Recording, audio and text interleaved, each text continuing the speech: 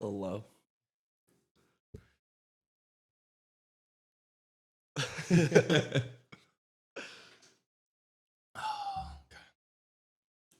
It's still like awkward being in front of a camera, even though like it's not live. Just don't even look at it.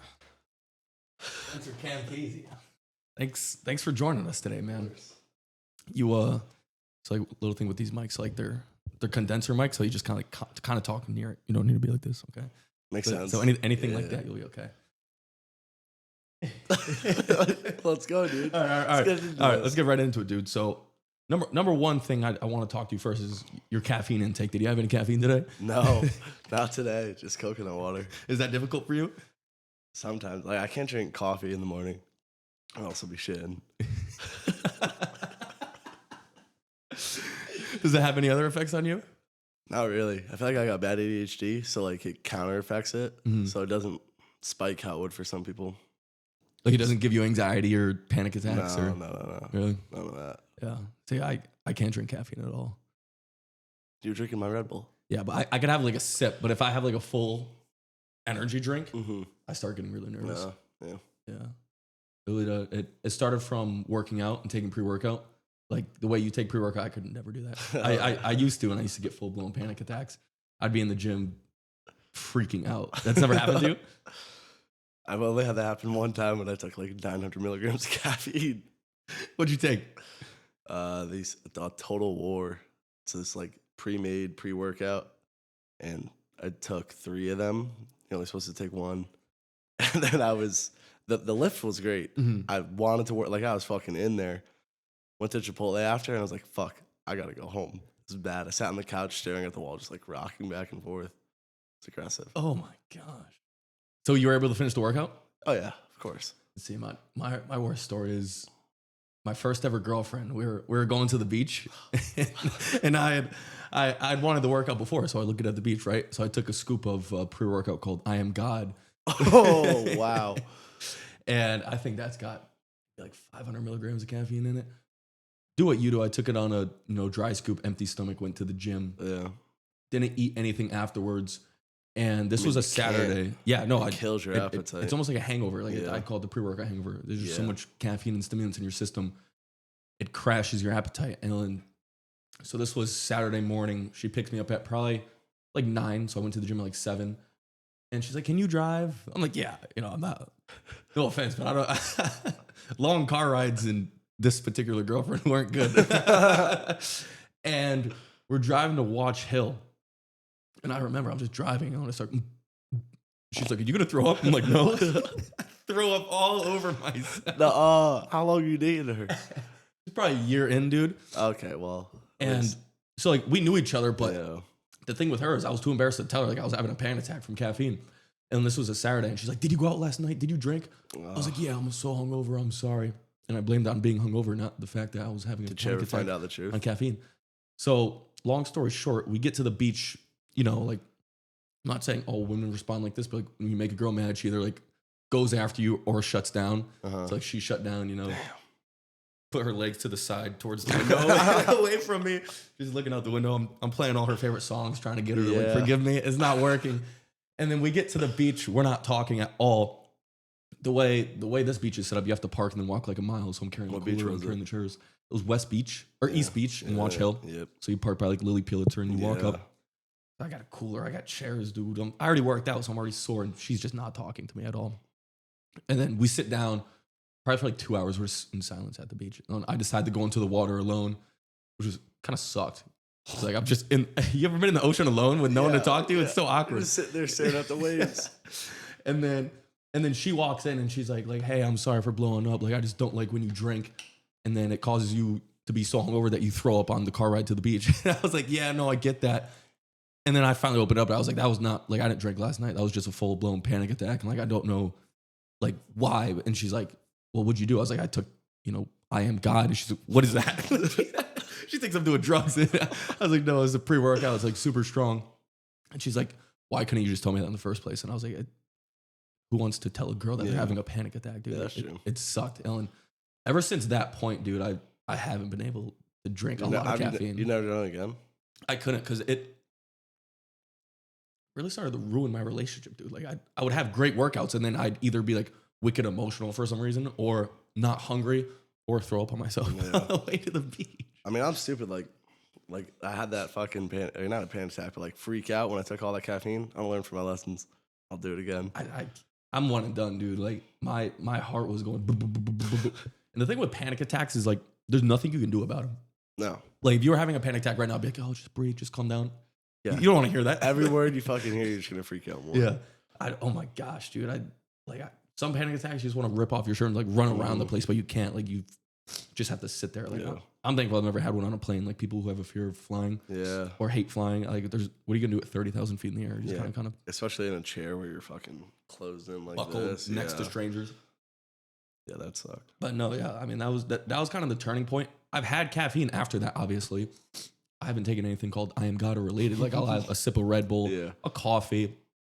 But even when I had the coffee the other day, I was trying to make a TikTok. I was just shaking the whole time. All the clips are ruined. Yeah, you don't need any caffeine. No, I'm also an energetic person. Energetic. Yeah, and it makes me more energetic, which is you're like a Roomba. You're always fucking moving. Roombaing around. Yeah. No, but like the biggest thing I miss about caffeine is like the energy aspect of it. Like your workouts are so much better off of caffeine.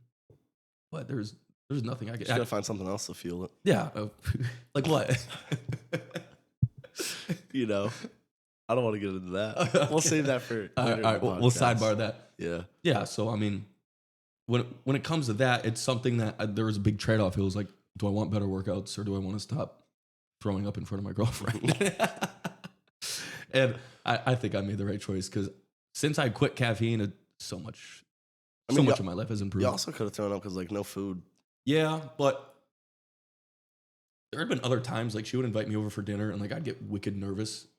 Like there was another time I'd like pull over and just breathe because I was like, I'm like, why am I so nervous? And it's like, oh, you have like 800 milligrams of caffeine running through your system. Like your heart rate is spiked. Yeah, and that's the biggest thing. That's what causes it. Like it's not the energy aspect. It's the breakdown of it's increasing your heart rate, which increases your fight or flight reaction naturally. Like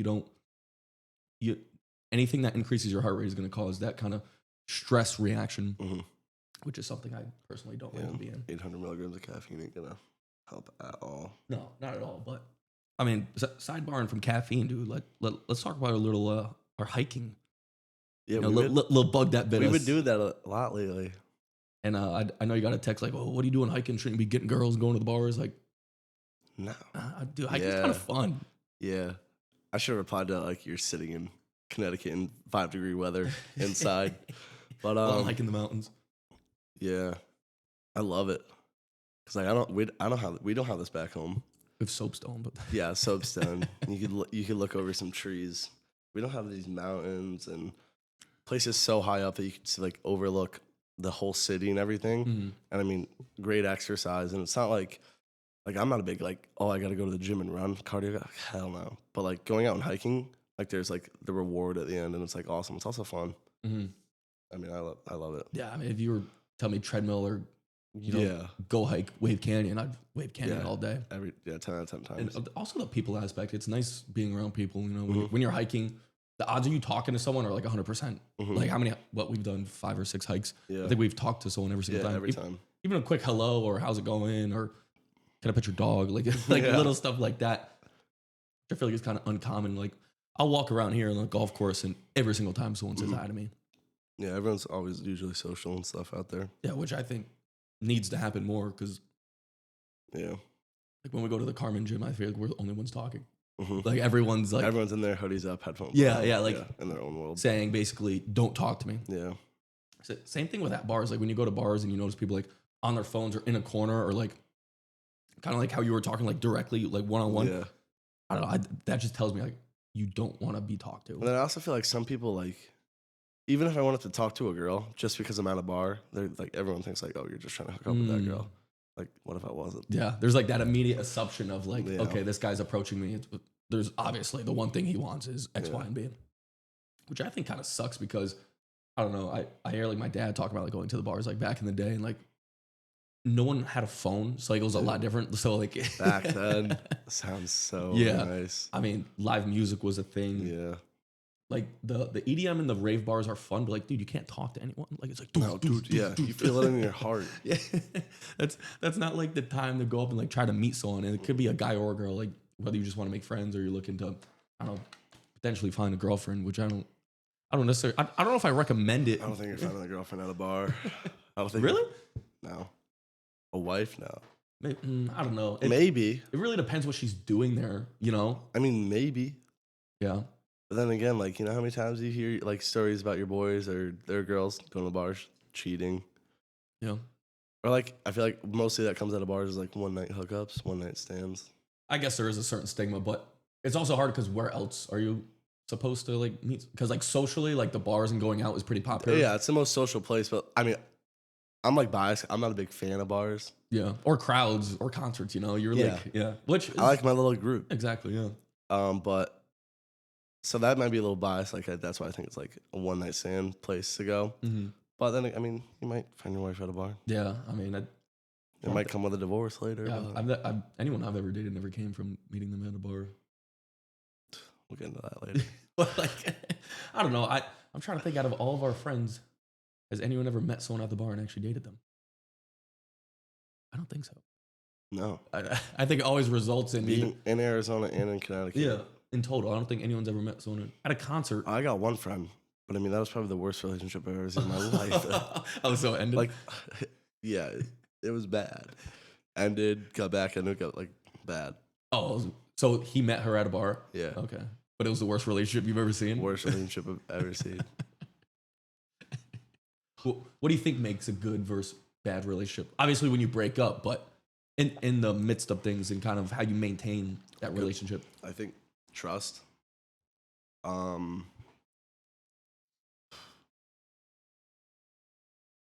I feel like trust is like the big main thing. Like Mhm. if you trust your partner and you truly love them, you could have a good relationship. Yeah, I agree with that. Well, what do you think? What hurts relationships nowadays in our kind of Bro, if demographic? you got a phone, it's an issue. Really? Yeah.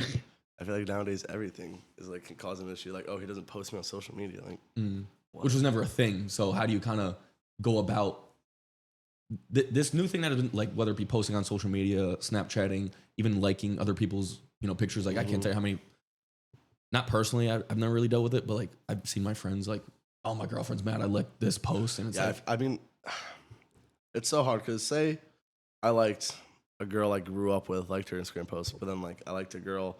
One, I didn't know, my girlfriend didn't know. Two, an ex or a girl I've had a pass with. Then it's like, whatever, yeah, understandable. I shouldn't be doing that. I try to just keep, like, if I have a girlfriend, I really don't try to keep her on, like, girlfriends. Like, if I had a girlfriend, you would not catch me hanging out with another girl one-on-one. Unless it was someone, like, you grew up with or something. really close. Yeah. But I feel like just in today's world, there's so many issues, so much stuff. They're like, when I was in a relationship, I didn't like going out to bars. And thankfully, the girl I was dating, she like understood that. And she was like, all right, all my friends are going. I'm not going to go if you're not going to go, which is awesome. Wow. Plus, didn't work out still, but That's all right. But I mean, at least you can be grateful for that attribute, Yeah. Like it's like, okay, that's something that you appreciated. Yeah, So a lot maybe of in green the next flags, a lot of red flags.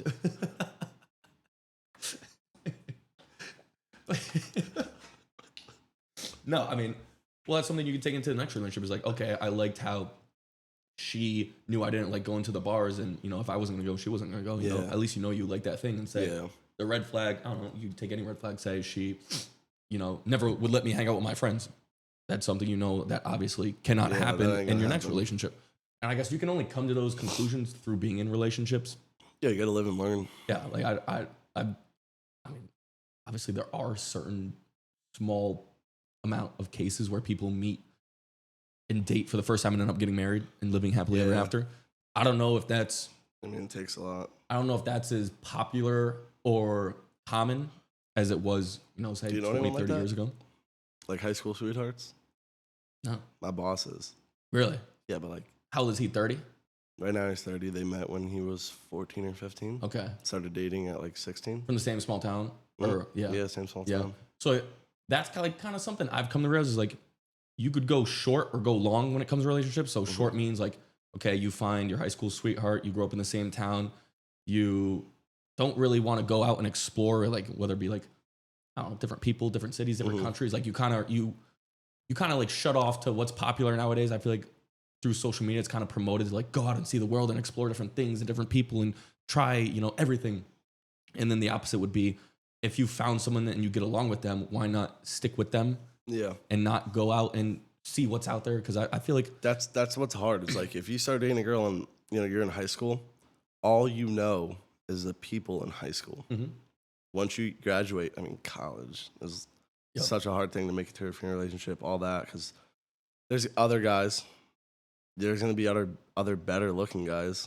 It's a hard thing. So, like, that's why, like, it's so rare you don't see those high school sweethearts, because, like, once you, like, realize, there's more than just these people at my school, yeah, usually goes downhill. As soon as you get into that larger population. And I guess that's where it comes from, the kind of expectation that you're going to choose each other. Like you said, trust is a big thing. I feel like choosing each other in, easy scenarios, hard scenarios, like you said, getting dropped into college and looking at all these other people like, wow, like, that guy's really good looking, but, I'm choosing my boyfriend anyways, or that girl's really pretty, but, I got a girl back home and I'm going to choose her.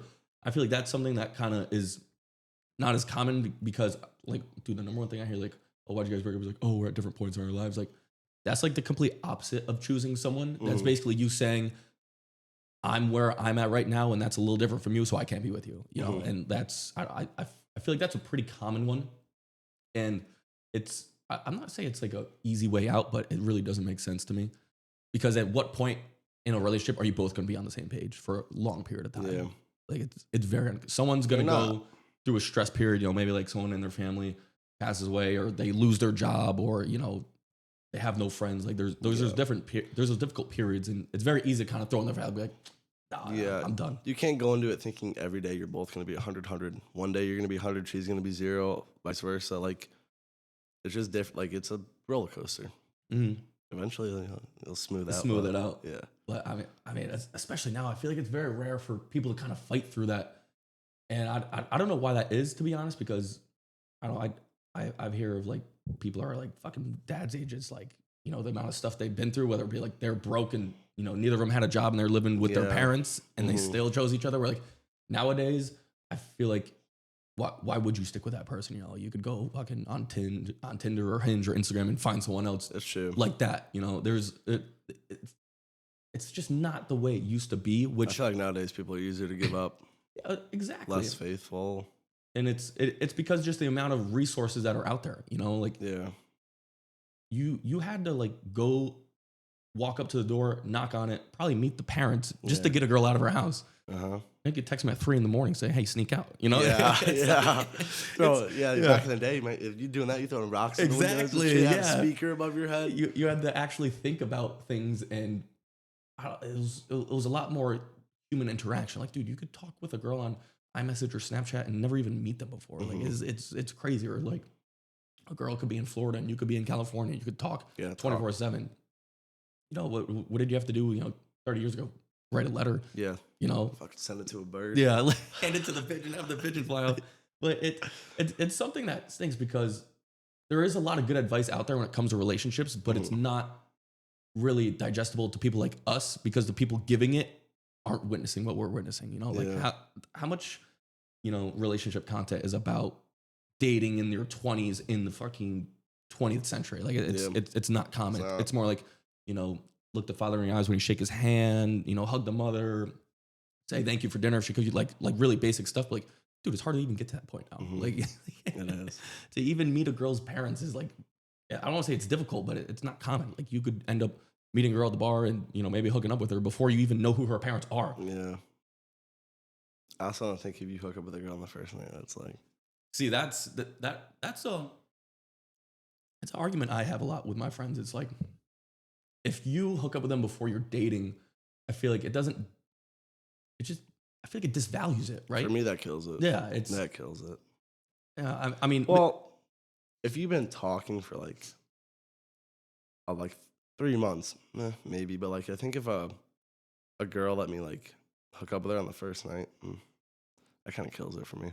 It's like, there's a certain amount of effort you want to put in, and it goes both ways. Like I'm sure the girl wants the guy to maybe take her out to dinner, and the guy maybe wants the girl to ask him about his interests or where he is at life, and like I guess when you kind of like jump right to like, obviously home base, it's like, Yep. what now? Like, I'm not saying that should be a reward or something you have to work towards, but it definitely shouldn't be the first thing, because after then, where do you really go from that? Yeah. And also in the back of your mind is like, okay, like I was able to sleep with her before we even got to know each other. Like, Yeah. how? I mean, it creates like an awkward position. Yeah, I don't think I've ever dated anyone where I've had any really interaction. How many people have you dated? Two? Okay. Why? I don't know. I didn't know. Two people, 7 years total though. 7 years total. So I'm good at dating. Big man thing. LGBTQ HE PS5, bro. Bruv. But how many have you dated? One? One. Just one. Wow. I consider it dating when like both of you can drive. Oh, 100%. I don't think it's yeah. yeah, obviously I've dated someone in like middle school or whatever, but like really realistically, Your dad dropped him off, or your dad dropped you off at her house. Nah, bro, you're hanging. That's a play date. That's a play. No, I agree. And wait, but my first girlfriend was able to drive before me. Sorry. Yeah. Did you get your license while you're dating her? No, we broke up. Damn. Before I got my license, but she would drive me around and stuff. How old were you? How old was she? 16, and you were what? No, she was 17. I was 16, but I hadn't. Cougar I was in girl, driver's school, huh? Cougar girl. Big ting man, Yeah. ting man, ting ting. No, but that was awesome. I mean, dating an older girl who could drive you around in high school is like, yo, I feel kind of cool. I mean, yeah, I had one relationship. I had my license. The girl got it maybe 6 months or something like that. Honestly, I forgot. It was a long time ago. We were like on and off all high school. Yeah, I mean, my first girlfriend I was on and off with. I think we broke up before I got my license. Then we got back together after I got my license. So it was that, I don't know, it was probably like a 3-month period. Okay. I think maybe she dumped me because I didn't have my license. And Oh, once yeah. I got my license, Yeah, you big gotta man check thing. this Yeah, out. I got the Dodge Charger. She's like, oh, maybe I made a mistake. Got the text one day, hey, you want to hang out? I was like, but I got my license now. Yeah. Now I'm more. I'll pick you up. Yeah, no, exactly. Yeah. And that's honestly the pivotal moment. Because, dude, when you can't pick a girl up, I'm not saying like at a bar, like physically drive to their house and pick them up. Yeah, if a girl's coming to pick you up. Little man ting, bro. That's how I felt. Like Yeah. I was waiting in my driveway, like just kind of Cougar gal. Yeah, I can't wait for my girlfriend to pick me up.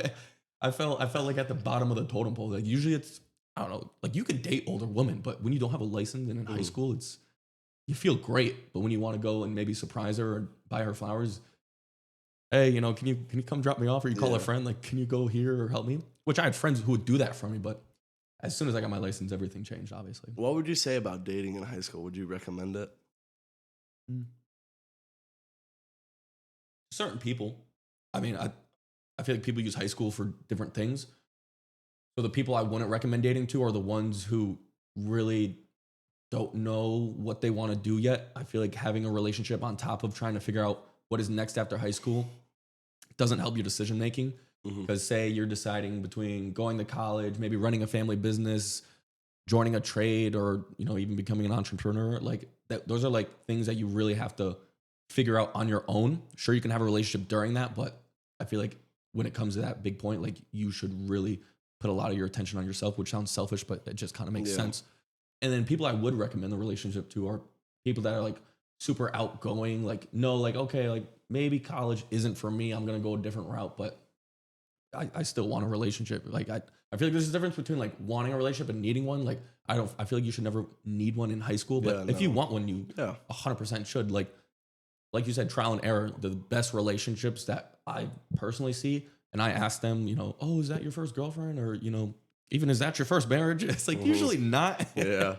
Because it's trial by fire, dude. Like the most interesting people have horrible things happen to them. And, you can only get that experience through physically going through it. Like if you were to sit down and tell me the first girl I dated would be my wife in high school, I'd probably be like, yeah, no, 100%. Yeah. Because I'm in the middle of it. But like looking out, I was like, dude, I learned so much from that. So I'm thankful I dated her, like 100%. Yeah, of course. That's them. That's how I am now. Yeah. And before. But when you're in it, it's it's like, dude, come on. But I've also had a breakup.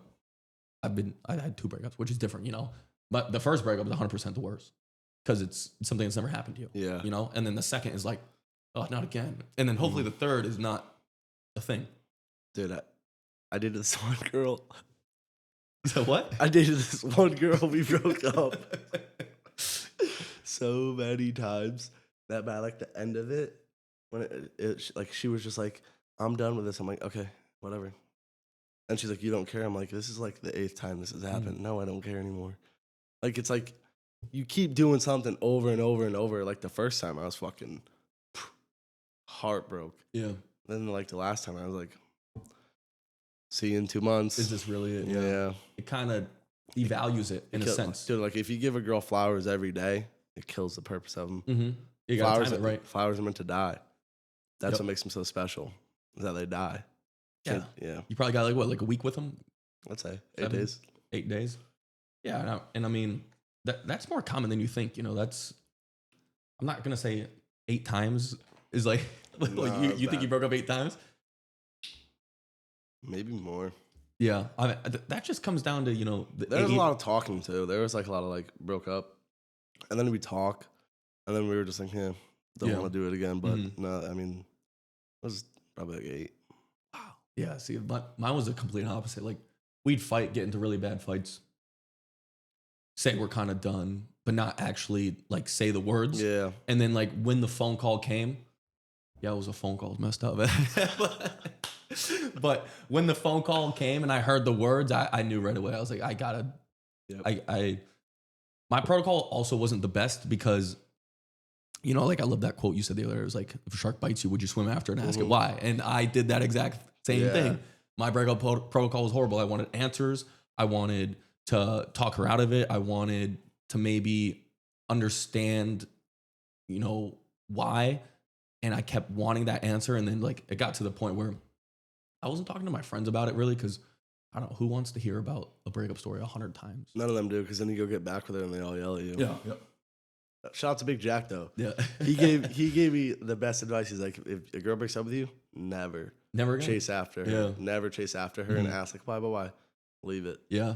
And that advice is helpful after you've clearly like understood it. But when you're in the thick of it, like I remember texting my sister every day. I was like, should I do this? Should I text her? Should I offer? And then like it got to the point where like she was like, you're pathetic. She's like, this girl wants nothing to do with you. Like put this energy into something else. And like I heard that. I was like, no, she just doesn't get it. She doesn't get it. And then one day I woke up, I was like, you're never gonna be able to want someone enough for them to come back. Like they need to want you. Like if you can't force that. No, you can't at all. Like, people want what they want, not wants them. Like that's a fact. If you want someone and you clearly show that and it's not reciprocated, it I don't know. It's like fishing with a lake with no fish in it. Like you're never gonna go anywhere. I like that. Yeah, I like that. The bobber's just gonna be sitting there all day and no fish is gonna come. There's no fish in the lake. And it does suck because it's such a weird feeling because, personally, like I didn't go to any of my girlfriends for all my problems, but like, I don't know, something I was like excited to tell them about or something that was fun. And yeah, when things went wrong, I would go to them.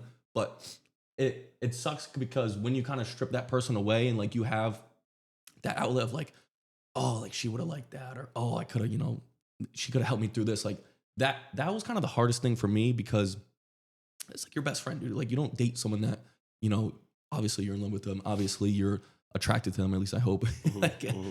And, but there's that friendship aspect. Like the best couples I see are friends first and put the friendship first because, they're not just like girlfriend, boyfriend. They're like friends.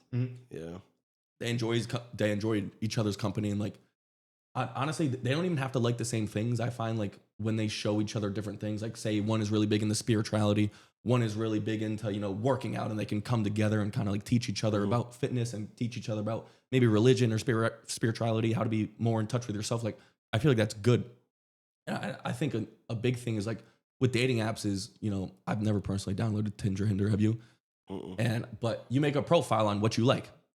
I like Zach Bryan. I like going to the beach. It's a great way to find a girl with some of the similarities. Yeah, but it comes, you end up finding someone that's you. You end up trying to date yourself because you put all these things like, okay, they need to work out, or they need to love the ocean, or they need to want to live in California.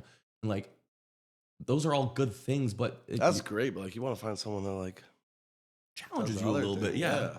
Shows you new things, brings new things into your life. Because you never know. Maybe you'll like it. Maybe Exactly. you'll hate it. Maybe you'll want someone that's exactly like you. And if you go on these apps and obviously you input everything you like and you match with someone and they're just like you, like that's all great, but you're not being challenged and you end up just kind of being with someone that's just like you, which I'm not gonna say, you know, find someone that's the opposite of you, but don't find someone that is so like you because you can't really show each other or teach each other anything. But you know, it's a big problem. You've never downloaded a dating app? No, I just can't bring myself to do it. You know, when you go onto my app store and type in Tinder Hinder, it's got the Get, not the little cloud. You know the cloud to re-download an app? It's like the cloud with the download sign if you've had it before. No clue. Well, like delete an app and then go like look it up again. And like, Really? if you've already had it, it'll say download. That's crazy. I didn't know that. I mean, so many people, like, I don't think your brother's ever been on dating apps, right? No. Well, he's different. He's also, Jackie is the definition of old school. Like this, Yeah. when, I don't want to talk about his relationships, but when he talks, when he talks to girls, dude, like I remember this one girlfriend he had, man, they would just slow dance, like just in a room all alone. And I was like, dude, that's some like, obviously he's been in like movies and theater, like that's where that comes from, he likes dude. that stuff, yeah. He gets his, I don't want to say his like love language. I hate that word, but like it is a thing. He gets it from movies. You know, he's not seeing people, you know, get a fast car to pick up girls or, you know, I got to get rich to get all the girls. Like, dude, he's like super romantic. But he also doesn't go out there and like, that's not his main goal. No, not at all. I feel like he doesn't care. Like he had a girlfriend. He loved it, whatever. But like, I feel like he's not, like, who would I say? Like, you ever met someone that's like in and out of relationships? Yeah, like in and out. Boy or girl or woman or man dependent. Yeah. But that's like not him. He's kind of like, he loves hanging out with his friends, having a good time. Like he's going out to the bar. He's not looking to like go talk to any girls, whatever. It's a joke. We call him gay. We call him gay for it, but he's just genuinely content with being all alone, and that's something that is difficult for a lot of people because it's nice talking to someone. Like who doesn't like the attention of getting a text or getting a Snapchat or dude, even getting like a reel sent to you? It's like obviously with friends it's different when they're spamming you reels, but say like a girl like you've been talking to sends you like a funny reel, like that's nice, but he honestly couldn't care less. Yeah, he doesn't really care for it. But like it's sad because like when I ask him like, oh, you looking for girlfriends, and he's like, oh, like, you know, like what are your thoughts on like, are you gonna look for? He's like, nah, they suck. Like yeah. Which because dude, he's such a good guy, but because you go, I don't know, when you go through something that, you know, me, you and him have all been through it. Like if you've been through a breakup, you know how much it sucks, and like there's a point where like you're like never again, you know, or you know, you can meet someone great, but you're just not there yet, which sucks. Yeah. I also feel like in today's world that the respect you're supposed to have for each other on both parts, like boy and girl, is like gone. Like chivalry is dead. And I feel like nowadays most boys and girls, like, they just don't know how to like have that kind of like respect for each other or like an understanding of each other. They don't see eye to eye anymore. Girls have this big expectation of what a boy is supposed to do for them. And I mean, I feel like some boys even have this like they think they can like control her. It's like, no, it's wrong. I mean, back like in when Jackie should have been born, 80s, like back then, like it was just so much different. Well, I mean, when it comes to women, they've completely leveled up.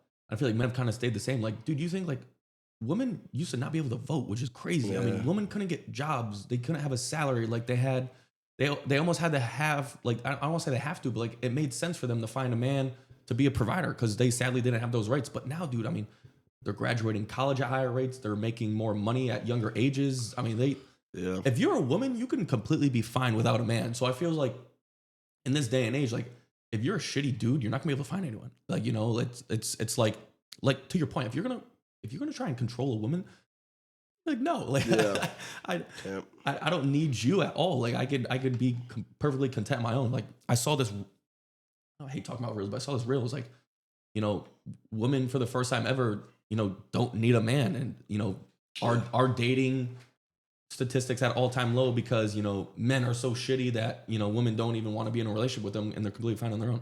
I don't know if that's true, but it definitely is, it is something to think about. Like if you think that you can just, I don't know, boss around a girl or, you know, not You taking her on can't. dinner dates. You can't. Mm. It'll dump you Stand their 10 takes ground, from one. dude. Yeah, dude. Like, Love that though.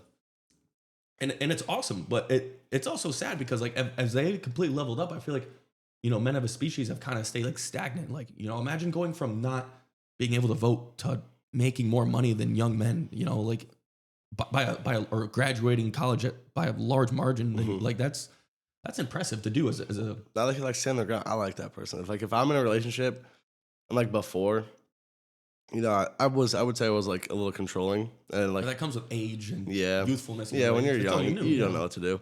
But I like a girl that's like will stand her ground against you. Yeah, I mean like because she makes you better. yeah, Yeah. You don't want someone that's. I don't want someone that's like okay, yes, I'm something like no. Yeah.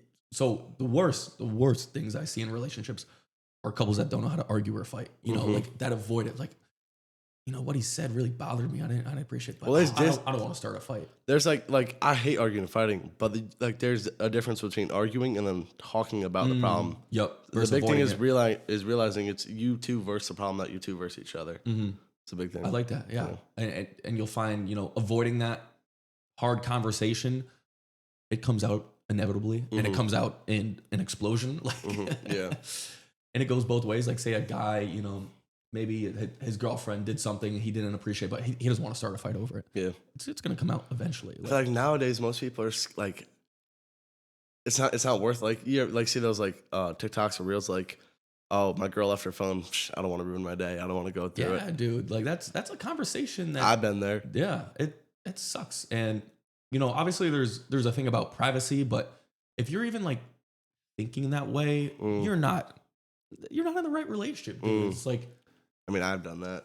yeah, I don't want to ruin my day. Dude, I don't want to go through her phone. And everyone's seen stuff that knows will ruin their day, but will do it anyways. Like, say you break up with a girl and then you check her repost. Like, that's going to ruin your day, but you do it anyways. I love that. Or say, God forbid, someone you really cared about moved on and then, you want to see what he looks like. Like, don't do it. No, like, because honestly, what is the benefit? None.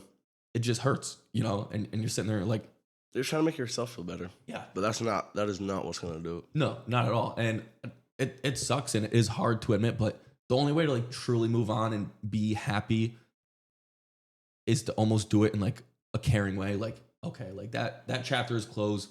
I hope she's happy. Yeah. The worst thing to do is like, oh, like, man, the guy she moved on, like he's ugly. That's also like the person wanting them back. And the best advice I've also ever received is if it's meant to be, it will be. And there's also peace in knowing that. Yeah. It kind of like that worrying of like, oh, I want her back. Oh, look what she's doing now. It leaves. If you just think like if it's meant to be, it's meant to be. Yep. There's like a peace that comes with There's it. a huge peace of mind in that. I can't say how many times I would run through like different scenarios of what I could have done different, or if I sent that text, or if I made that phone call. But like in the end, like you said, it if it's gonna happen, it will happen, and there's nothing you could do in the now. It's something. And another big thing when it comes like if you do want that ex back, and that's a very touchy subject, and it's very sensitive, and it's very specific to certain relationships. But if you stay the same and you are the same person and you never change, then you're just gonna break up again. If you really do want someone back, you almost need to be a completely different person, because who you were with them obviously didn't work. Yeah. So what are you gonna do?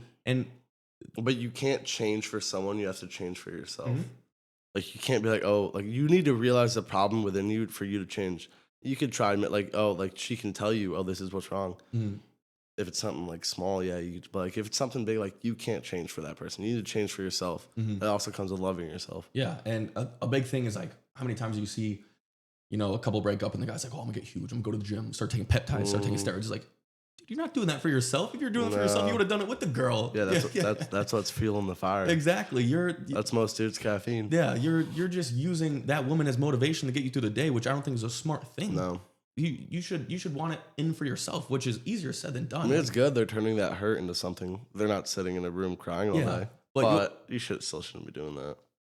The biggest thing is like, when I was in the midst of it, I just wanted to be done with. Like I wanted to stop feeling like it, and I kind of like I kept trying to rush myself through the grieving process, because it is like a grieving process. Like it's like when you break up with someone, it's like they're never there again. Like that's how you should treat it. I feel like if you text your ex or you call them or you check up on them, it kind of reopens that wound. Like you almost have to treat them like, okay, they're gone.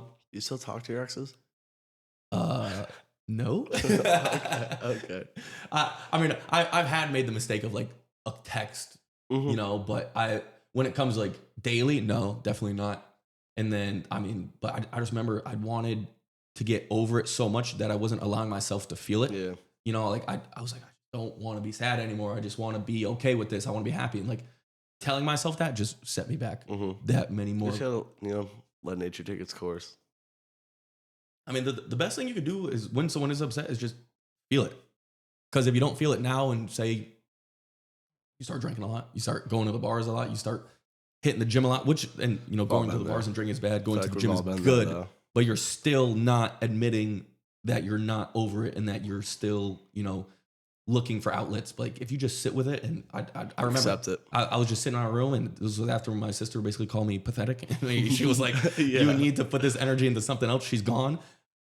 It just like I woke up. I was like, I need to just admit that I'm not okay right now, and I will be eventually. And it will pass, but forcing myself to try and get over it at a speed that obviously I'm not able to like get it done at where I will be happy. I just got to accept it. Yeah. And it's easier said than done. And like you said, dude, like your father gave you great advice. My sister's giving me great advice, but when you're in the midst of it, it's just so hard to digest because it's just not what you want to hear. And it's like, the number one thing you tell someone when they're hurt is, that was impressive. I didn't think you were gonna make that shot. Time heals all. With time it'll get better. Dude, when you're like actually upset, how fast does time go? That's true. It goes it goes slow as hell. Like it's like you're on like, I don't know, maybe week 2 of being upset. You're like, gosh, it's been so long. But little by little, sure enough, you do get better. And you will have setbacks. You will have things that like will remind you of them. Maybe you'll see them out in public.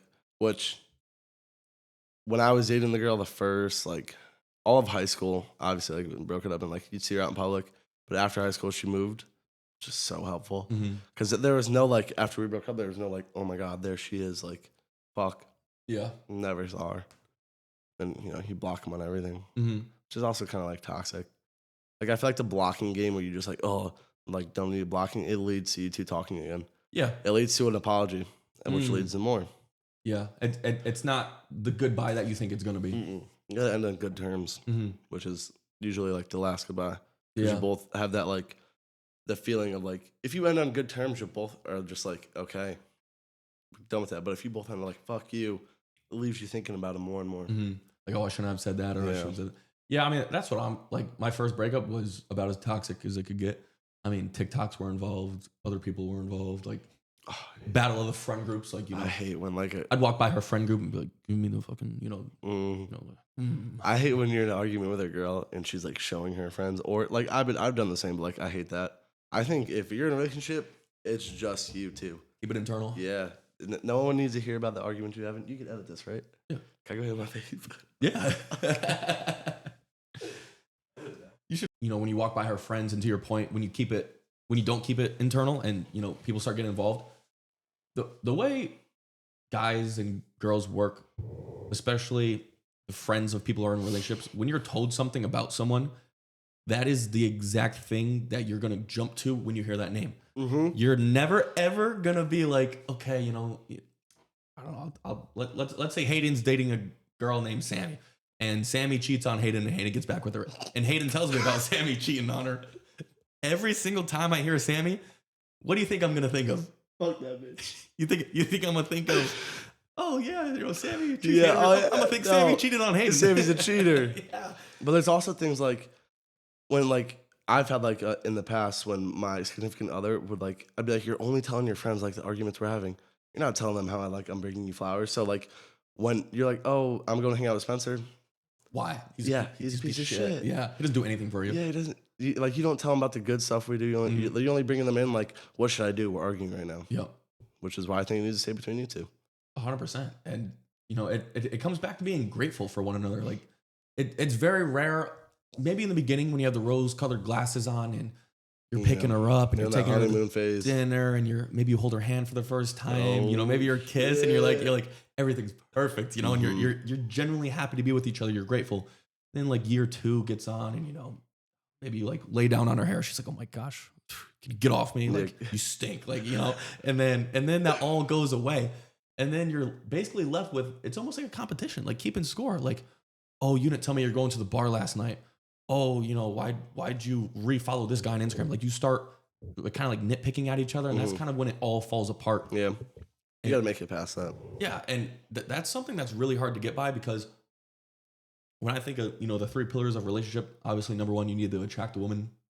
If you ever hear a girl say, I need someone who's funny, I need someone who's kind, I want someone who is going to be polite to my parents, like you could be all those things, but if that woman doesn't already like you or think you're, attractive, you have zero chance. Like women want those attributes from people, or, guys or girls, whatever you're attracted to, from someone that, they already want.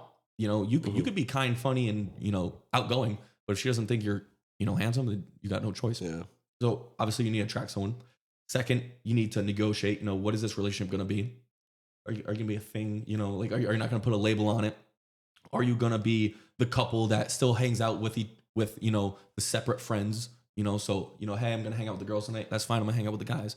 Or are you going to be the couple that just hangs out with each other? Which I don't know. Some people enjoy that. I personally can't do that. I think time away is good. And then the third is the hardest one, which is maintenance. Like once you establish the attraction, once you establish the negotiation, so what kind of relationship are you going to have? Would you ever mix friend groups? Oh, God, yeah. I think, Okay. But then to our point earlier, if the friend group starts to hate you, then it's, it really is. That was for me. Yeah, there's a fine line between having mixed friend groups, but making sure that you don't talk bad about your significant other to the friend group. Yeah. I mean, everything you say comes out. 100%. And, I'm not saying that, you shouldn't be able to go to your friends for relationship problems. You should, but you have to remember who you're talking to.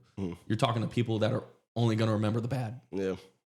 And it's super common, because say your girlfriend wants to hang out with you and you're taking her away from her girlfriends, like they're going to come up with every reason why she shouldn't hang out with you and she should hang out with them. And is it going to be, oh, Spencer's funny, like you should hang out? No, he's a piece of shit. Yeah, remember that time he did that and this? Yeah. Why are you hanging out with him? And that internal dialogue, every time someone hears something bad about someone, like you're instantly reminded, like, which stinks, because your significant other could forgive you and like actually be okay with what you did, but every time someone mentions it, it reopens. Like take the Hayden and Sammy example. Say Hayden actually forgives Sammy for cheating on him, but then we go, yeah, why are you hanging out with her? She cheated on you. Yeah. You lose all power. And I hate to use the word power, but that's what it is. In a relationship, you want the boyfriend and the girlfriend to have the most power. But when the friend group starts getting mixed in, it just takes it away. What do you think about cheating?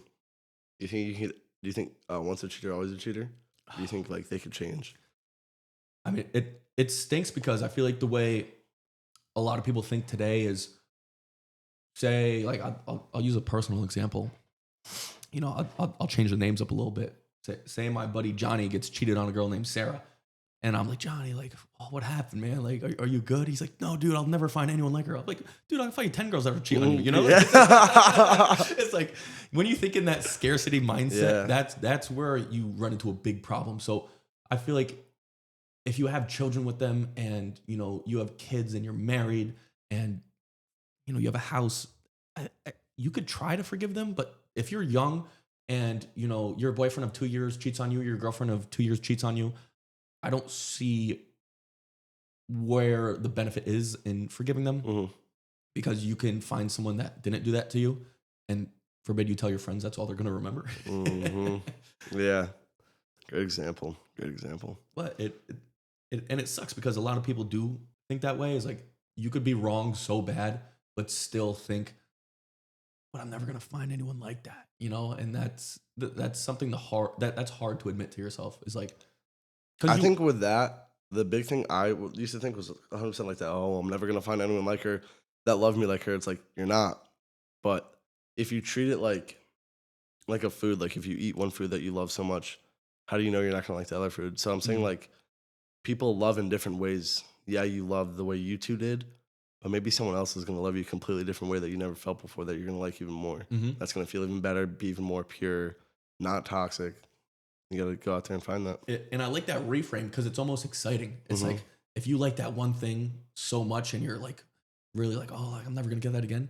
Imagine that like a Yeah. different thing, but doesn't have to have that bad thing. Like maybe you guys broke up and like that has a bad linger to it, but you really liked her, but you guys broke up. Dude, you could find someone potentially better and you're not gonna break up, Hmm. hopefully.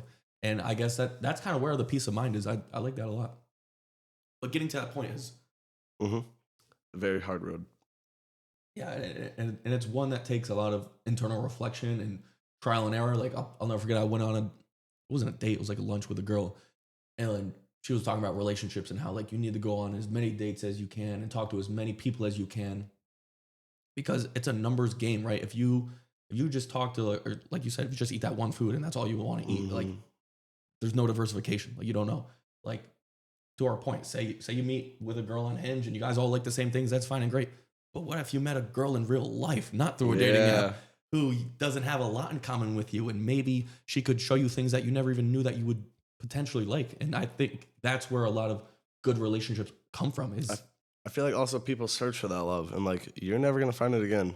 That's one of one person. You ain't gonna find that again. There's 8 billion people out there. Mhm. Try something else. Yeah, and putting that stress on yourself and the internal dialogue, right? I think a big thing for me is like whatever you tell yourself is really important. Like if you keep telling yourself like, "Oh, I'm a piece of shit" or "I'm a loser," Hmm. that's what you're gonna be. Hmm. Like it's bad enough when other people call you that, Yeah, I agree, 100%. but if you're not your like biggest fan internally, you've already lost. And to your point, it's like it's all about finding those people that are different from what you're used to, because that relationship you had is the only kind you can have with that person. Hmm. You're never gonna get it again. Yeah, 100%. But and that goes into like trying to change someone, right? So like, say you meet, it could be a friend, it could be a relationship, even be a family member. Like, have you ever tried to change someone or like try and Yeah, 100%. yeah? And Don't like, worry. have you ever tried to change yourself? Like, how hard is it to change yourself? It's pretty damn hard. Hard. Yeah, Try right. try to change someone Yeah, else. trying Yeah, to change someone else is just it's foolish. yeah. Like, That also ain't good. Like that's I don't know how to put it, but like you can't change someone else. Like that's who they are. If you want to change them, you're better off going out finding someone else mhm. that you're trying to change them into. it it's a dead end. Like, how many Yeah. times? I mean, personally, I'm like, oh, start going to the gym at 5 a.m. And like I maybe go a week, Yeah. and then I drop off. You're like, damn. Yeah. Too damn early. And that's yourself. Yeah. That's internally. If you go and you meet someone and you really want them to think the way you think, or you really want them to stop doing that, it's a dead end. Like you said, it's never going to be able to happen. They have to want to change themselves. Yeah, they have to want it. They have to know the issue, know what they need to change. Yeah, and that's something that comes from maturity, right? If you're dating a guy or a girl that hasn't kind of reached that point yet, it does suck, because I think a big thing is, especially now, like, I'm 22, I'm old. Oh shit, Onk. I think emotional maturity is a big thing. Where the freshmen at? Freshman killer. Emotional maturity is a thing that I've started to think about, where I've never thought about it before. Like in high school, if you ask me what emotional maturity is, I'd say, I don't know. I want the pretty girl, like, and like now it's like the girl could be pretty, but if she's, obviously not all girls are like this, but if she's insane or she causes problems, like that's something I'm just not willing to put forward. Or if you're talking to a dude and he's checks all the boxes, but he's just kind of rude sometimes. It's like, okay, no, that's not who I want to be with. So taking into effect like how someone is emotionally, right? Who said it? It was like Jay Shetty, another podcaster. He's like, you don't fall in love too fast. You don't know someone until you've seen them broke, hurt, or down in the Yeah. dumps. And that's the truest thing ever, because you think, or I think back to any argument or any breakup I've had, when it's at the worst, everyone's true colors show up. Mhm. When you're at dinner, you're at the That's what you need to beach, see. That like you need those moments. and the people who get through those moments ultimately end up getting married, right? Mhm. If you're in a huge argument and you just break up, like maybe it was for the best, but in marriage you're gonna have those difficult conversations, you're gonna have those fights, and you're gonna have those points where if you haven't seen that person in that point before and it all explodes, maybe you fell in love too fast. I feel like when you hear about the stories of like people getting married, you rarely ever hear like, "Oh no, we never fought or argued." That like that is always a lie. Exactly. Every time like I hear like a good like marriage, like they went through hell and back, Mhm. but then they like learned. They learned from each other, learned from their mistakes, and they stayed with each other. Freaking, I just think of Marcus told me this other day. I hope he doesn't mind me telling this story.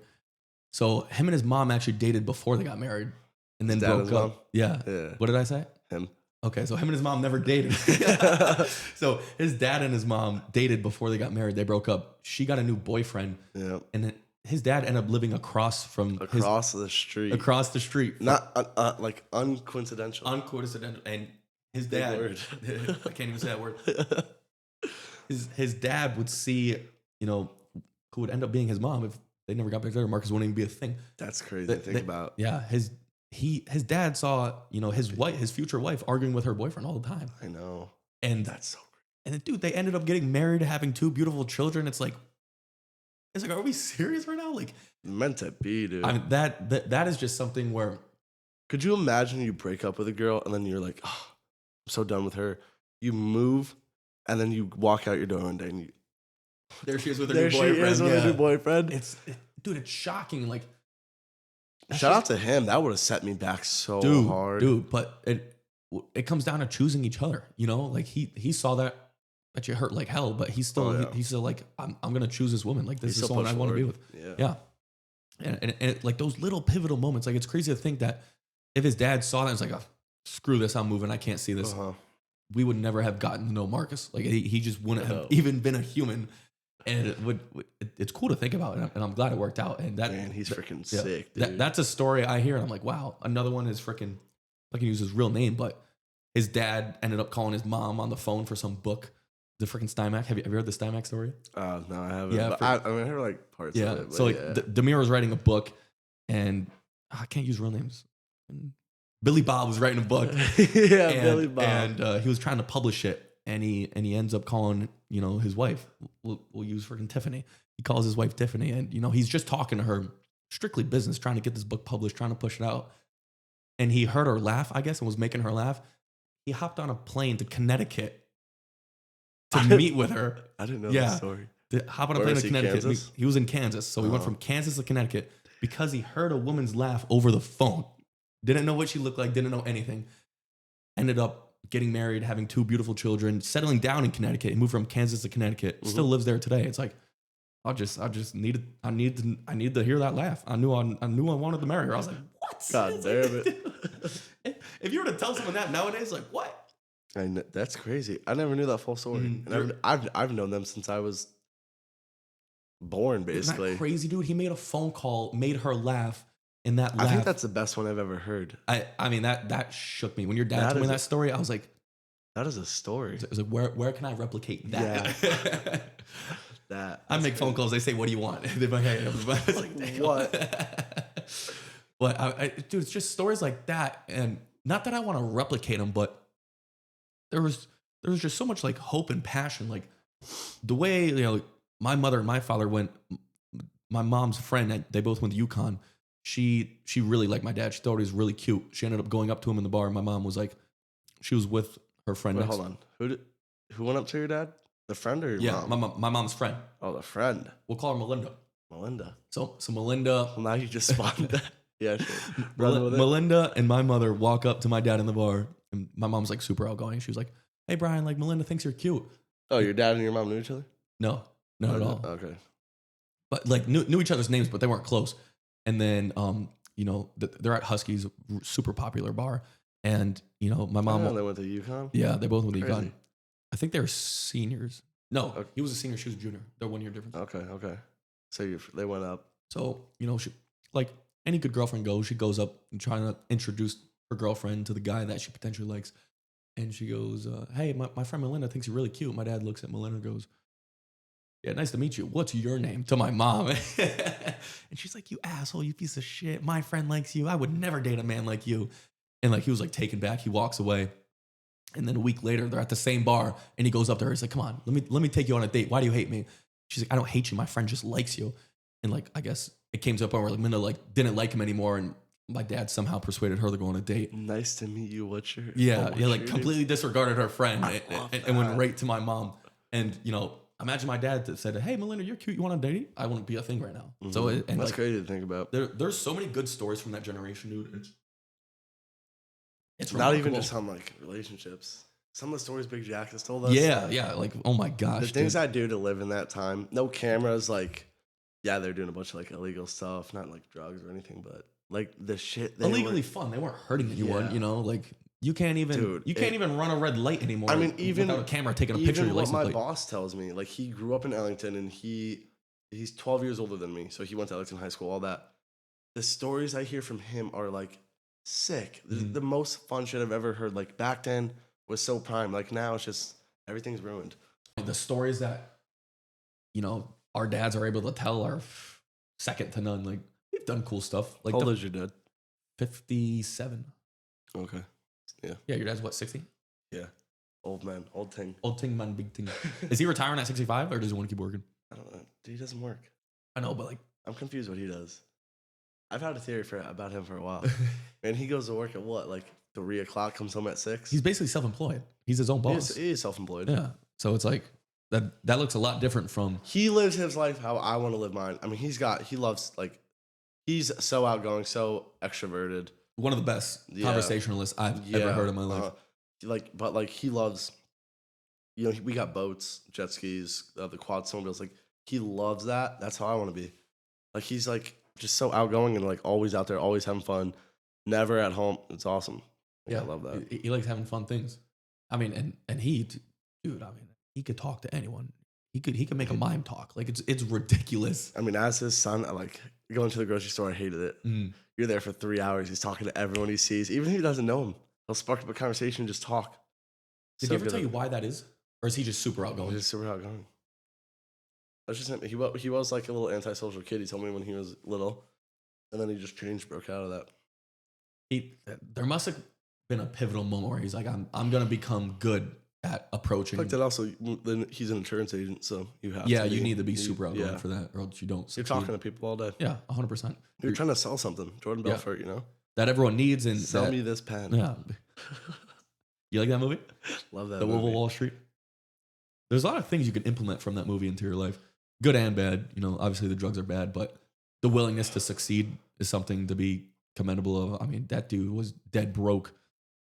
I mean, he obviously, whatever happened with his first marriage was kind of messed up because he went after that. What was she from? Long Island? I think she was from New York. His second wife. Margot Robbie, man. Shit. Yeah, but that wasn't his actual wife. Yeah, I mean, yeah, but in the movie. Yeah, that movie is phenomenal. Leonardo and her did a great job. But it's like crazy to think about though. Like that's like a true story about someone's life. Yeah, I mean, crazy. It was like Hollywood obviously mixed in a couple things, but dude, the stuff they did and got away with was ridiculous. Like that is so illegal what they were doing. It's insane.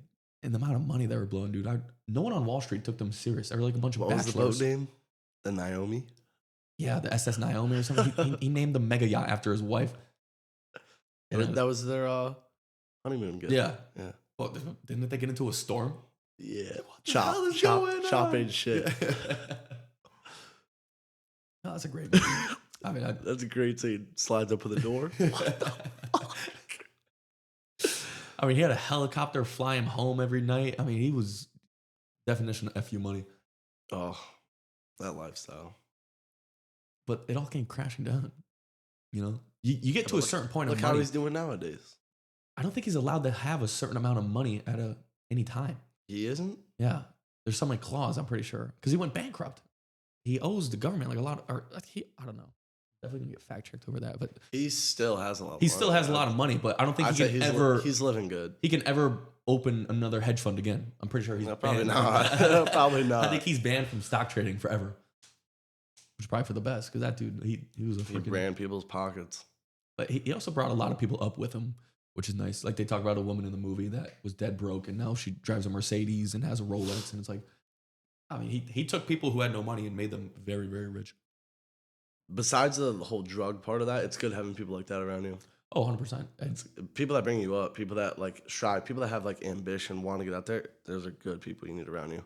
And it's hard to find, especially because you can be so distracted nowadays. You know, like I don't know. I catch myself scrolling sometimes. I'm like, dude, what the heck is wrong with me? Mm-hmm. That's why I'm doing this. Like I'm trying to like create more instead of consume, which like sounds like super easy on paper. But I mean, if we're doing this, we physically can't be scrolling. It's stuff like this that just makes you feel better. Like us going on the hikes. Yeah. I could be sitting in that damn apartment waiting for, T Hood Ocho to get out of his room. Let's go drinking. No, I like going out. Yeah. I've been here for a month. going out there have been times I came here before with, a few of the friends from back home. It's like, oh, this whole week we're just partying. This time has been my favorite because me and you, Marcus, even like Jet, we all just go out, we have fun. Mhm. Even going out to like the bars, yeah, it's fun, but like we've been going out hiking, doing this, doing that. It's so much fun. I It love that. it showed me It that, makes me feel better. yeah, and like I've read about it and I've like listened to like Andrew Huberman, who's like this what is he? He's a scientist, I know that. And he Mm. talks about like real versus fake dopamine, Yep. which like hearing about that makes sense. So like fake dopamine being, you know, yeah, you might want to like move it a little closer. Scooch in too, I They think. could hear me, dude. I think you're out of the frame a little bit. No, I'm a loud ass talker. Could you imagine the whole thing I'm out of the frame? How mad would you be? I have to redo it. No, I think it'd be good. But so when it comes to like real and fake dopamine, like what do you think fake dopamine is? Like examples Drugs. of it. Drugs, Yeah. Lust, Mhm. alcohol. Yeah, I mean, Well, you actually hit all of them. yeah, those stuff also brings good times. Yep. Like another big advice I've been giving was create the best stories you can, create the best memories you can. Mhm. That like it, I don't know how to like describe it. My boss told me this. Him and his I know like his whole friend group. They grew up. Best stories I've ever heard, and he's also given me some of the best advice I've ever had. Like I said, he's 12 years older than me, and me and him are like more than just like boss and employee. You guys are like almost big brother, little brother. Yeah, I like that It dynamic. was awesome. Mhm. I'd be at his house. We'd cook dinner. Me and him would drink sometimes. We'd go fishing, ride dirt bikes. Like it's awesome. That's I older brother, loved him. yeah. Yeah, he was awesome, and he's given me some of the best advice I've ever had. Mhm. That those are examples of real dopamine, and like you Yeah. can mix like okay, obviously like alcohol is an example of like fake dopamine. Like you drink a lot, you get to a certain point of contentment, and everything's fine Also, and dandy. it's good to have that fake dopamine sometimes. 100%. Like going out with you still need that. But if you're using that every day as like, oh, I can't wait. Like you're sitting inside, oh, I can't wait to go do this. Like That's a get big out, problem. you got to get out there. Yeah. And I mean, Skydiving. yeah, Like what's real dopamine to you? Stuff like that. like conversations, Yeah, like meaningful this. conversations, hikes, family dinners. I love being in a family atmosphere, eating dinner with people. Yeah. I would say even just going on a walk by yourself. Mhm. I don't know. I sound like an old man, but like I was- when I'm stressed or having a problem, dude.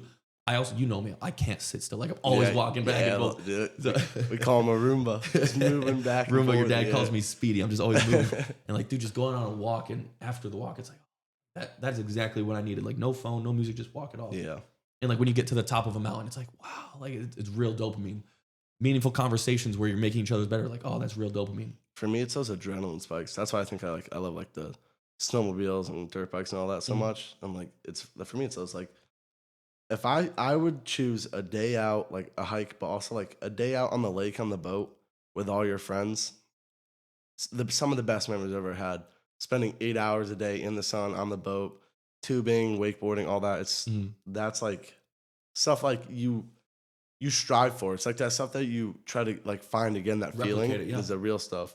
But I mean, there's also like times like we bring alcohol out there.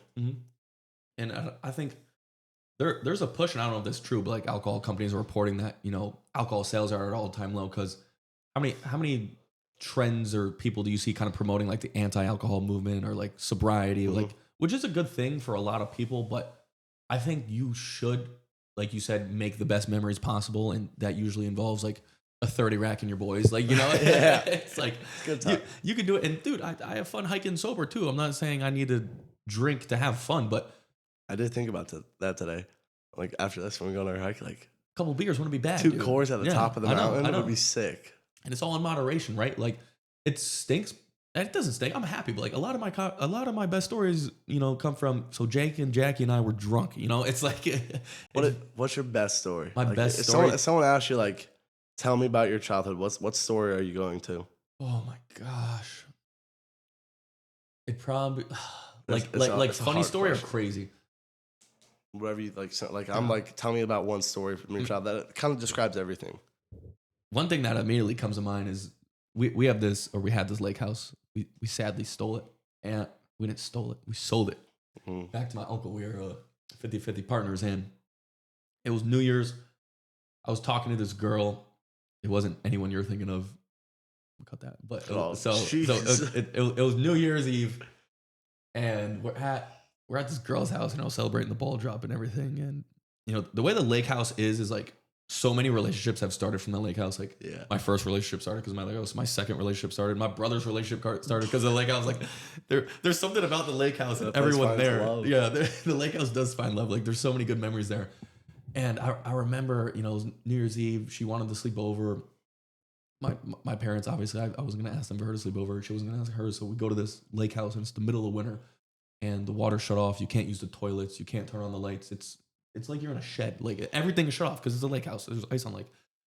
And I remember just, you know, it was a fun night. It was New Year's. We went to bed and I wake up to a knock at the door. It's like, bam, bam, bam.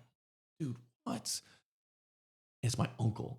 Oh. And I have this girl in bed next to me. You didn't ask him. No, I broke into the lake house. And I'm like, dude, what the heck am I gonna do? Wake her, let's get under the bed. And I take all her shoes, I take, you know, and anything that shows that we're there, and I shove it underneath the bed with her, and she's underneath the bed. And I go down, I open the door, I go, "What's up, Uncle Steve?" He's like, "Dude, what are you doing?" Because the car's out front. It's pretty obvious I'm there. I was like, "I'm sorry, like I was at this party." I think I said I might have been at your house. I was at this party. I didn't want to, you know, go all the way home. So I thought it was just smart to just stay here. He's like, "Dude, like not cool. Like get out of here." I was like, "Okay, fine, I'll leave." Did he watch you leave? He watched me leave. The girl is still underneath the bed. I leave. It's like, I'm not going back up there, bro. So she's under the bed. He's like, he goes there to like fix stuff up sometimes. Like, I don't know, maybe the What time was this? This is 2 probably a.m.? like, no, this is like 12 in the afternoon. This is the next day. Like, we got through the night perfectly fine. Oh, okay. But my uncle can't sit still. He's always working on projects. And he went there because I guess he had a heater in the master bedroom that he wanted for his house. So he walks up the stairs and the girl's hearing the footsteps coming. And then she's telling me this because I'm like down the road. I'm like parked by 3 J's. I'm like, he's gonna look under that bed and see a girl, and I'm so screwed. And he gets into the room, and like she has a video of his like footsteps like coming into the room, and like his feet are right here, and her like face like, and she's laying like this, and her face is right there, and she's staring at him at his shoes. He picks up the heater, thankfully, like doesn't look under the bed, he's not suspicious at all. Leaves. She calls me. She's like, "What the hell's wrong with you? Why would you leave me here? Your uncle almost caught me under the bed." I go back, pick her up, drop her home, and like we kind of never talked again. But like that's like a story that just resonates with me because like that's like something out of a movie, bro. Like I felt like, what was I supposed to do in that moment? Like she was left under the bed, and like this dude. Imagine he's like, "Oh, like there's probably a girl," and he sticks his head under, and it's just a girl right there. Like I don't know what would have happened, but to this day I don't think he knows that. Like that. That's that like adrenaline rush and that spike that even when you think about it now, I bet like it still releases like dude, that dopamine. And it's like I'm sitting in the car wondering what's happening. You know, she's like texting me like she's coming up the stairs. Yeah. He's in the room. I'm like, dude, where is this going? That sounds like a straight out of a movie. Yeah, no, it was so bad, but nothing bad ever came from it. Like when I think back at like stories I have, like there's obviously Crystal Lake fires. Mm-hmm. Those were insane. And then I like another thing I think about is like driving across the country with Ripper and Jackie. Yeah. Great, but like when I think of this one story of time, me and all my buddies, we were riding dirt bikes, going like around the Stafford and all that, and we went to this what we thought was an abandoned airstrip.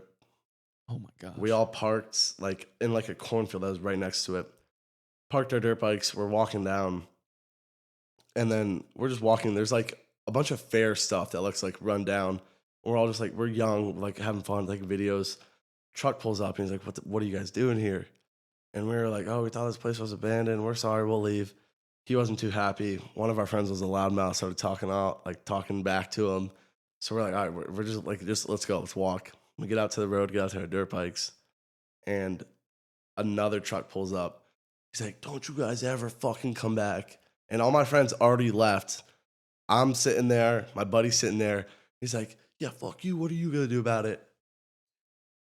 Gun, right, like, I mean, he's probably like from here to like the counter right there, just gun in our faces, cocks it, and I'm like, gone. We dip. He starts chasing us for probably like 3 miles. But like when I think back to that now, that it still gives me that like gun pulled on you, dude? Yeah, it's crazy. That was probably the scariest moment of my life. Dude, like a pistol? Yeah. Oh yeah. Oh my gosh. Yeah. What the? But like that, like in that moment, that was the biggest like spike of adrenaline and just like rush in my life. Even when I think back like at it now, still gives me that. Yeah, I mean That happens with like life and death experiences, like Yeah. super close to death. You know, Yeah, it's exactly crazy. where you were, how you felt, even probably the color of the truck, the gun. Like, Yep. yeah, you can see it, dude. Oh my gosh, I didn't know he had a gun pulled. Yeah. Yeah. I've had a gun pulled on me multiple times. Yeah. I hang out with bad kids. I don't think I've ever even been in, dude, like staring down the barrel of a gun. That Terrifying. I was terrified. That guy was that angry about a kid talking back to him that he was going to kill someone. It was probably just for show. Still though, that shows. But you I how mean, crazy seeing people a gun come up and just like cocked like in your, I was like, holy shit! Never felt a feeling like that ever again. No, Never. that's Spike. I mean, that's you, and that's death, and it's not very. Oh my gosh, what the heck, dude? That is terrifying. I don't know what I would do. I've never been in a situation where a gun could be pulled on me. That just shows you how careful you have to be with people. Nowadays too. Like you go out, you're with your girl, some guy says something to her, does something, she wants you to fight him. You gotta think. Most people these days got knives and guns. You ain't getting into a fair fucking one-on-one, man-to-man fight now. Either you're getting stabbed, shot, or 10 of his boys are gonna beat the piss out of you. The best thing you can do is just diffuse it. Obviously, if someone says something to you or your girl, try to defuse. I mean, if they swing on you, yeah, you defend yourself. But like it's not worth it nowadays. Something happens, you're like, oh no, I got to defend her. I got to defend myself. It's like, do you really want to do that? Because what happens when you defend your potential death? Like, do you want to be alive or do you like just walk? It's not worth that risk. And especially when alcohol and drugs get involved, like people aren't thinking straight. No, their egos go through the roof. They're thinking, I'll shoot this guy right now. Like I don't care. That's why I stay out of those situations. Like I hate going to bars with people who like look for fights. Like you know exactly who I'm thinking of. It's like I can't stand being around those kinds of people because fuck that kid. Yeah, nothing good comes from it, dude. I've never ever been in an altercation where I'm like, yeah, I'm glad that happened. Like look at your brother, dude. He got somehow dragged into a tornado of a brawl at a concert. That was crazy. And gets his freaking head split open and he's bleeding everywhere. It's like, dude, and like that's also like that. Like, dude, he's on the ground. In what, 2 seconds? Like the fastest I've ever seen something unfold. On the ground. I mean, I didn't see it. I've only heard about it. And it's like, yo, your brother got into a fight, and I'm halfway across the stadium. I start running. I'm like, ain't no one touching my brother. It was probably the craziest altercation I've ever seen, just because of the amount of people it affected. Like it started out just like him and the kid running down the hill, but like not running, but like rolling down the hill, punching. But like other people are getting involved. People are kicking. Then they're running into people. Like I'm on the outside, like it's a circle, like, and like there's people watching it happen. Like, dude, I'm with my sister and my ex-girlfriend. I don't know. I protected them for some reason. And like, I'm like trying to hold them back. And dude, girls are just getting taken out like by the legs, dude. Yeah, dude, I heard. And everyone's drinking and it's the grass and they're wearing these boots and like, dude, they're just getting mauled. Yeah. And I'm like, dude, I just can't believe when Jackie was on the ground, he went to get up and that kid just took his boot and fucking stomped him. Right. That's what split open his head. He took a great. cowboy boot. Dude, this kid was probably like 6'3", like 300. He's fat. He's big kid. He's big country. He's big Midwestern boy. Big country. But like, I don't know what, like, I didn't think it was funny, but like, I was like, oh shit, what's happening? And then as soon as I saw like girls start getting taken out, I was like, dude, this is really bad. Yeah. Because like, obviously I don't want my friends or guys getting beat up, but like as soon as like, dude, you take these big dudes and they're like going full speed down a hill into girls, like that's horrible. Like bad shit is about to happen. That's the green though, the experience like that is, or whatever Hartford, that is. If you buy that $20 lawn ticket, you're accepting death. You're not just there for a concert, you're there for MMA fight. Dude, you're like, dude, everything. I mean, back in like my boss, him and his friend group, they loved fighting. He would tell me stories how they go to bars just to like tear down the whole bar. I mean, like stools over people's heads just and goons, shit. just looking the fight. I mean, the stories he would tell me at the green were insane. Like he would always be like, the craziest thing I've ever heard was how him and the boys he was rolling with, they saw some kid running around with an American flag that's like a cape, and all of his friends were like in the military. So they were like, yo, take that off. It's disrespectful. And the kid was like, fuck you. And my boss said, like, he just remembers like about 10 people coming together, just brawling out.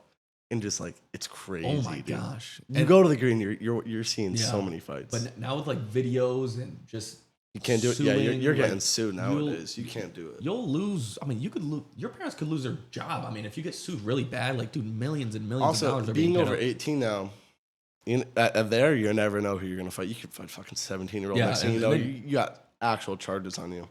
And in a court of law, that if you're a 20-year-old and you get into a fight with a 17-year-old, you lose. I don't care if the 17-year-old did that, or that. You know, it Doesn't matter who started the fight. Yeah, if you beat up a minor, you know, you're screwed. Yeah, you're done. And yeah, every time I go to that lawn, it's havoc. I can't even tell Great you the time, concerts though. are good. You know, You because I can't. can't You don't hear hear the them. music. You don't hear the music. I mean, yeah, the camaraderie is great. Like you're hanging out with the guys. You know, you're getting The, $18 tall boys. Yeah. You know? The pregame. The parking lot, fun. yeah. It's so fun.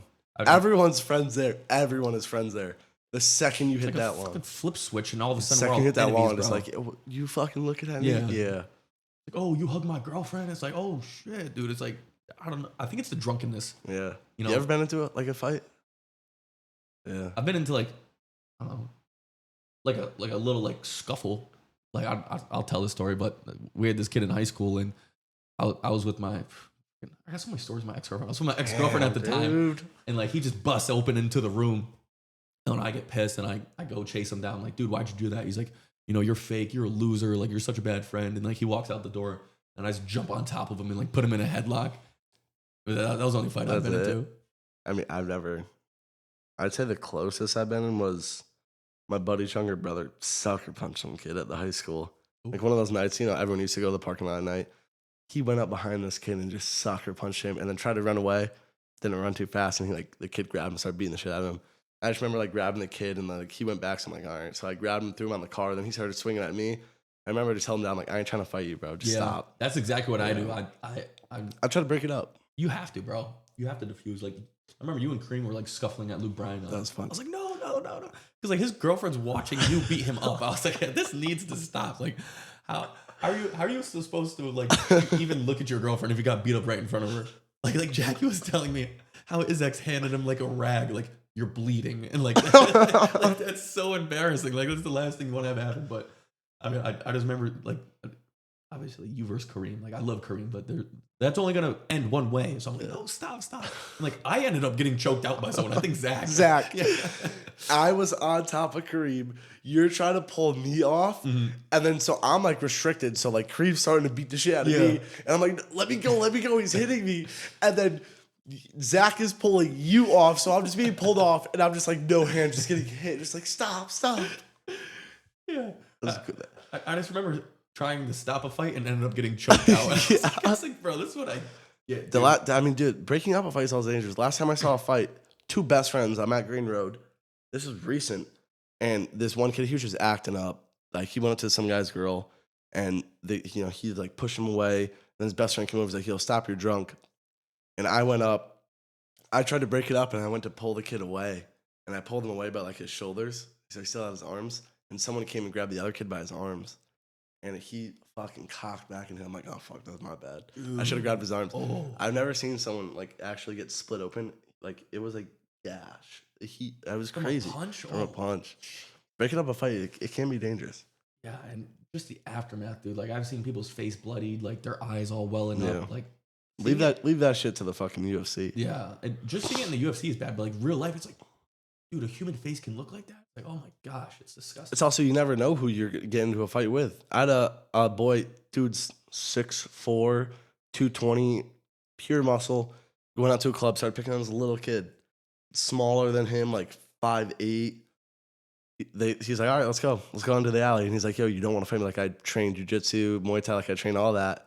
And he's drunk, so my boy's like instigating it, trying to like hit him. He keeps dodging it. And then he like hit him in like, I want to say like kidney. And he's like, all right, you know what? Clean this right hook. Hit him, he just dropped back, hit the fucking pavement. And that's the thing. Like people who know how to fight will tell you. They'll be like, dude, you don't want to do this. Yeah. And your drunk will be like, I do want to do this. I do. Then you get pieced up. You're like, oh damn. Shit. No, I don't want to say I love those stories, but they are kind of like entertaining because, dude, he's warning you. He's like, I train. Like, I'm telling you. And you take a punch to the he just snapped the right hook. Mm-hmm. I was only told the story. That's what I heard, but I heard like he hit him once and then he just like tensed up. It was probably so fast. Like fell he probably back didn't even and hit see the it coming, pavement. dude. Yeah. The way some of those guys throw punches, it's like. You gotta know. It's not only throwing a punch. You gotta know how to take a punch. Mm-hmm. Yeah, but I'm not a fighter. I'm glad you diffuse. Like, I'm the same exact way. I'd also would defend my own. Yeah. Like when Jackie got into a fight, and I sprinted You like half a would've hopped mile, in the fight, you think? I would have fucking been in there. Yeah. It's my brother. I was If gonna it say, was yeah. like, What if it was like Scoop? yeah, That was a if bad example. You're too close friends. What if it was like freaking? the main people would be like probably like Tom, Caden, Scoot, Ripper, my brother, and like you, and like Yeah. those kids, obviously, like all the boys at the apartment. But if it was like, those are just like the people I'm closest with. But if it was like someone else, I'd probably just like, Yeah. There was like Ryan Cannon. I'd probably let it happen. I'd Yeah, watch. yeah, I'd well, watch yeah. for a little bit. If he started getting his ass beat, Yeah. I'd probably be, all right, break it up. Well, you gotta care about the person enough to jump in. Like you're Yeah. not gonna jump in for anyone because you're basically admitting or accepting that you could get fucked up too, Mhm. which obviously is the last thing. You Yeah, want. I mean, even if you're breaking up the fight, you're fair game. Yeah. You're fair because his boys could see you stepping in. They don't know what you're doing. Mhm. And people get pissed at that because like it starts out as a 1v1 and then as soon as someone sees their friends start losing or getting beat up, Yeah, they're in. it's inevitable. It's not fair. Some people are gonna start jumping in. I mean, dude, what a conversation. That's great. That was awesome. I'm gonna ask you a question. What's a question you want me to ask my next guest member? I'm gonna open up with it. You can think about it for a little bit. Damn, that's good. It could be like something you. Something to open up with. Yeah, it could be anything. It's something you're interested in hearing about. Something that you think might be a good opener. It could be anything. And you also don't know who's it gonna. I don't even know who's gonna be next. So What makes the rich rich and the poor poor? I like that. I have an answer to that. Rich. And I think the rich and the poor have the most in common because they both chose to get where they are. You want to answer that question real quick? That's my answer. I think that those like the rich and the poor have the most in common, and they both chose to be where they are. Okay. Like that's what I think. It's a about decision. that. Yeah. So you don't believe in anyone being born in. Well, I agree with that because there's people. A lot of billionaires were dead poor and then did something. Yeah. So Yeah. you're right. There's a choice there. Yeah. They chose to be where they are. Obviously, there's some people that just like never have that chance or opportunity. Yeah. But there's also the same people like them who fucking. Mm-hmm. I'm sick of this. Went out there and Yep. And like a lot of people who are already born into rich end up having a drug problem and end up not being happy people because there's no chase. There's something to be said when you're dead broke and then become stupid wealthy. Mm-hmm. Who's your next guest gonna be? I don't know, but that's You gotta get Marcus Parks on here. Oh, that might be like a 4-hour episode. And he's got a great perspective on life, though. He's a good guy. Question to ask the next guest. Sweet. Thank you, Spencer. Thanks, man. You want to tell people where to follow you, or you don't want to be followed? No, I'm all set, dude. Fuck social media. Social media.